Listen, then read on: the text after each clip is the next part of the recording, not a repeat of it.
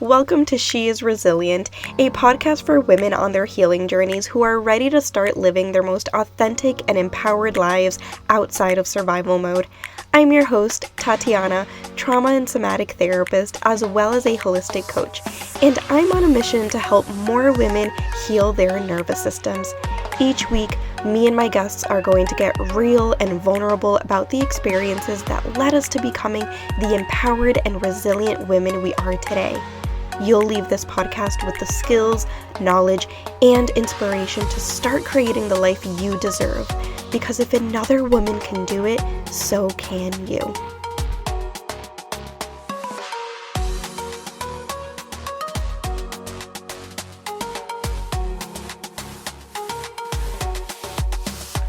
Welcome back to another episode of She is Resilient. Today's episode is going to be on domestic violence in honor of October being Domestic Violence Awareness Month, and I couldn't end October without talking about such an important topic such as this one. So before we dive into the episode, I want to remind you that topics like this can be triggering, and I want to make sure that you are taking care of your nervous system and honoring your body if when you're listening to this episode, you start to feel overwhelmed in any way. Remember to prioritize settling your nervous system and know that you can always take a break from listening and come back to this episode when you're ready. So I'd like to start off by sharing that this topic is a sensitive one for me because I was in an abusive relationship for about 4 years, and it's not something that I really talk about. It's not something that people really know about me, except for my husband. But after being on a podcast where I shared my story of domestic violence, I realized how important it is to continue to share and talk about my story because it's not something that we talk nearly enough about. And I want women to understand and know that they're not alone.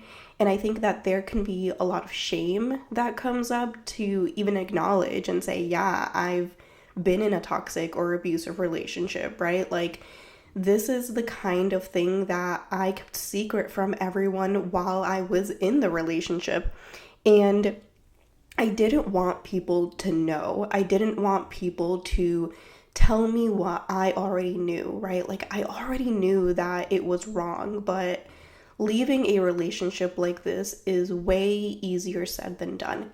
And people who have never been in an abusive relationship can't really understand why anyone would stay. But there are so many reasons why women stay, and a primary reason being the capacity that you have in your nervous system. So when people say you have choice in staying or leaving, I just want to be clear and express that that is victim blaming. And if your nervous system is in a state of freeze, or if you do not have job or financial security, or if you have zero supports outside of this toxic relationship, then no, you actually don't have a choice. Which I completely get that if you've never been in that kind of situation before, it can be really hard to understand, but I really want to spread the message and share that if it were that easy to leave, then nobody would be in a toxic relationship, right? So how did I get here? How did I end up in an abusive relationship? Well, with the knowledge that I have now, it's pretty easy for me to understand how I got there. I grew up in a very confusing environment where there was emotional inconsistency, and the relationship you have with your parents will dictate the kind of relationships you have as you get older. So this includes both friendships and romantic relationships, right? Because your first relationships are with your parents or with your primary caregiver. So I first want to preface this by saying that my parents are not bad people. I know that my parents love me so much, and I know that they would do anything for me. There is no doubt that they love me and that they tried their best, right? Parenting definitely doesn't come with a rule book. I completely understand that. And Unfortunately, they have a lot of unresolved trauma and they never learned how to properly regulate their emotions. So I grew up in an environment where I experienced the two extremes. I was showered with love and affection on good days, and on bad days, I experienced emotional and physical abuse. And it was really hot and cold. So I unconsciously learned from a young age that someone could love me and still verbally, emotionally, and physically abuse me. And so it's not surprising to me that I ended up in an abusive romantic relationship because really there was no real difference from that and what I was used to at home. Logically, I knew the behavior wasn't okay. I was taught and told that this kind of behavior wasn't okay. Yet I was given conflicting messages because even though I was taught that you shouldn't be in these kinds of relationships, the people teaching me this were also showing me something else with their behaviors. So, as you can imagine, this is very confusing for a child and a teenager whose brain isn't even fully developed yet. So, when I first started dating this person, it was all rainbows and butterflies, just like how every relationship starts. And there were always red flags, but I don't think that I realized they were red flags, or maybe I didn't even notice them. So it started small. It started with him telling me that he didn't want me to wear certain clothes, like tank tops or any shirt that was quote unquote too revealing, according to him.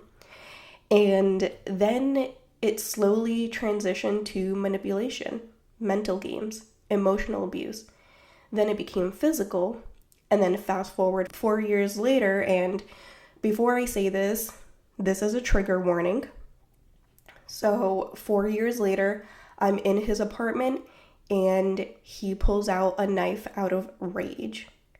And I've experienced pretty scary things in my life, but that moment was absolutely terrifying. I really thought I was not getting out of this situation.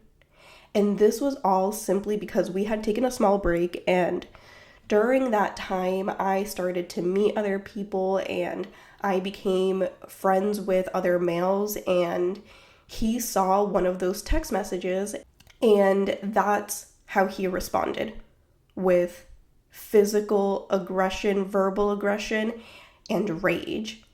And I remember I was so desensitized to everything that I remember the next day he had texted me apologizing, and I said, "It's okay." I was so physically and emotionally numb that I did not even feel anything. And I stayed in the relationship, partly due to fear and partly because I was in a freeze state, that my body just simply did not have the capacity to leave.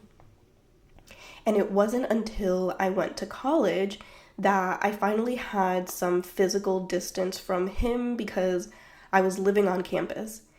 And there I was able to make new friendships. And I think that just from having this new support system, I was able to break up with him. And I think that by that time, by the time that I actually did break up with him, it was just like a really long process. It was months of trying to tell him I didn't want to be with him, and obviously he would take no for an answer, or he wouldn't take no for an answer. He wouldn't let me break up with him. And I remember I had a few things of his that I needed to give back to him once I actually broke up with him. And I remember having my friend with me because I was scared that he would say or do something. And then after that, there were times where he would continue to text me, and I think it was another few months after the official breakup where I was finally able to not have any contact with him. And the timeline is a little blurry because it was a while ago, but I know that there was one time after I broke up with him where I think he saw me driving. I was driving to my friend's house and he started to follow me. And he was honking and I had no idea who it was. So I ended up pulling over and he just drove past me and I panicked. I remember getting to my friend's house and I was shaking, like my entire body was shaking. I was like, you need to lock the door, and just telling my friend exactly what happened.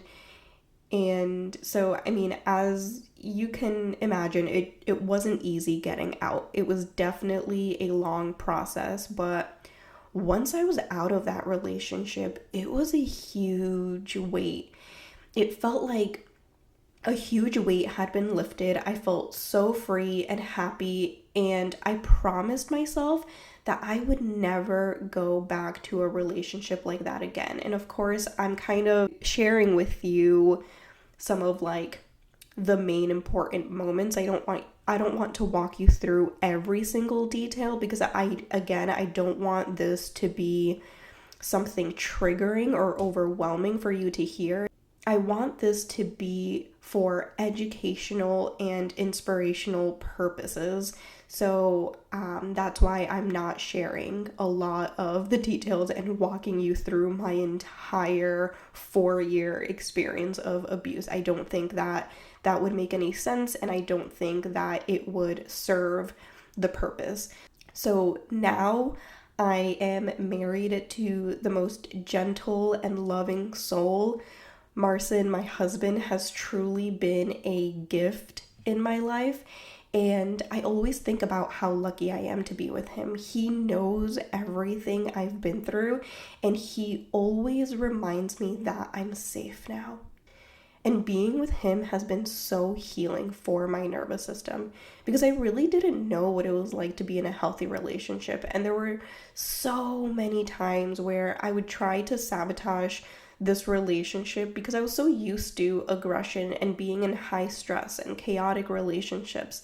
But Marcin has truly been my anchor and has shown me what it's like to be in a secure, healthy relationship.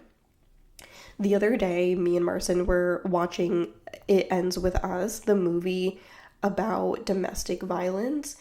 And there was a scene where he started tearing up, and I was also tearing up because of the aggression and violence. And I remember in that moment feeling so safe with him. I mean, I already feel safe with him, but there was something about him, seeing him tear up in this moment that really made me feel physically safe. Like, it hurts him to watch someone go through something like this.